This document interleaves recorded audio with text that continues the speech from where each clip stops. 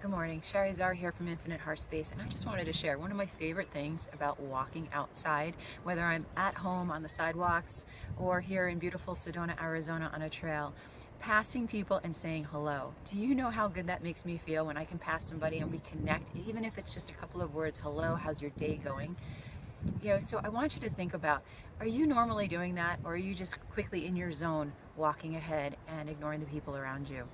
Because honestly, in today's busy world, that's a lot of what's going on. We have so much going on in our minds that we forget to think about that just the connections we make, even with strangers, can be so meaningful. So again, one of my favorite things, being on the trails, being on the sidewalks, whether I know the people or not, just smiling and saying hello and getting that same reaction back. And it's been amazing, some of the conversations and the things we've learned from the people that we've connected with that way. So keep that in mind. If you're not watching this video at sherryzar.com, hop on over there and check out what else I have to offer. Have a beautiful day, and remember, life is filled with infinite possibilities. What are you going to do today?